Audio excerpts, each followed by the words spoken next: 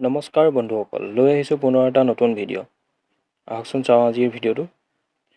যদি আপুনি আজিৰ পৰা ২৬ বছৰৰ আগত যদি আপুনি 200 টকা ইনভেষ্ট বা বিনিয়োগ কৰিলেহেঁতেন, তেন্তে আপুনি আজি 9,81,720 টকা লাভ কৰিলেহেঁতেন বা পালেহেঁতেন। হয়, আপুনি ঠিকেই শুনিছে। আপুনি লাভ কৰিলেহেঁতেন 9,81,720 টকা। এতিয়া আপুনি চাগে ভাবিছে কেনেকৈ সম্ভৱ বা মিছা বুলি। মই কৈ আছোঁ কেনেকৈ। আজিৰ পৰা ২৬ বছৰৰ আগত অৰ্থাৎ 1995 চনত MRF টায়াৰৰ শ্বেয়াৰৰ দাম আছিল 11 টকা।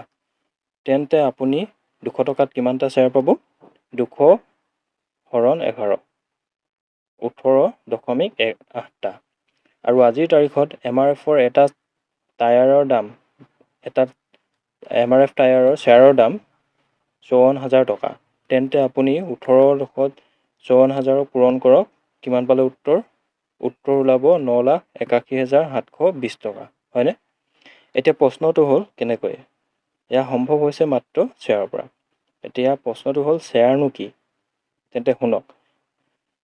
বেছি সংখ্যক কোম্পানীয়ে তেওঁলোকৰ মূলধনৰ সৰু সৰু অংশত ভাগ কৰে আৰু এই সৰু সৰু অংশবোৰক শ্বেয়াৰ বোলে।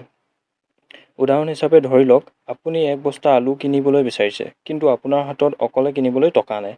আপুনি আপোনাৰ 3জন বন্ধুক ক'লে, একেলগে কিনিলে আমি অলপ কম দামত পাম আৰু তাৰপিছত সমানে সমানে 4জনে ভগাই ল'ম। সকলোৱে মান্তি হ'ল আৰু 4জনে সমানে সমানে ভগাই ল'লে। আপোনাৰ ভাগত যিমানখিনি পৰিলে সেইখিনি হ'ল আপোনাৰ অংশ বা শ্বেয়াৰ। এতিয়া এটা কোম্পানীৰ ক্ষেত্ৰত বহু কোম্পানীৰ তেওঁলোকৰ মূলধন বা কেপিটেল বহুত বৃহৎ মূলধন বা কেপিটেল হয়।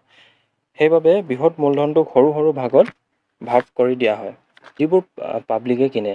আৰু যেতিয়া কোম্পানীৰ প্ৰফিট হ'ব, তেতিয়া সেই অংশ বা শ্বেয়াৰটোৰ দাম বাঢ়ি গৈ থাকিব আৰু আপুনি কিনা অংশটোৰ মালিক আপুনিয়ে হ'ব। অৰ্থাৎ আপোনাৰ মন গ'লে আপুনি ৰাখিব পাৰে বা আপোনাৰ মন যোৱা নাই আপুনি বিক্ৰী কৰি লাভ উঠাব পাৰে। এতিয়া বন্ধুসকল, এই ভিডিঅ'টোত একেবাৰে সাধাৰণ ভাষাত শ্বেয়াৰ কি আপোনালোকক বুজাবলৈ চেষ্টা কৰিলোঁ। আমাৰ সমাজত সাধাৰণতে ফাইনেন্স বা টকা পইচাৰ লগত জড়িত জ্ঞানৰ কিছু অভাৱ দেখিবলৈ পোৱা যায় বা স্কুল কলেজত ফাইনেন্স বা টকা পইচাৰ লগত জড়িত কথাবোৰ শিকোৱা দেখা নাযায়। সেইবাবে আপোনালোকলৈ এনেধৰণৰ ভিডিঅ' লৈ আহিবলৈ একেবাৰে সহজকৈ বুজাবলৈ চেষ্টা কৰিলোঁ। এনেধৰণৰ ভিডিঅ' আগলৈ পাই থাকিবলৈ চেনেলটো ছাবস্ক্ৰাইব কৰি লওক। আৰু মই ক'ত কেনেকৈ ইনভেষ্ট কৰিছোঁ যদি চাব বিচাৰে, তেন্তে চেনেলটো ছাবস্ক্ৰাইব কৰি কমেণ্ট কৰি জনাব। ধন্যবাদ।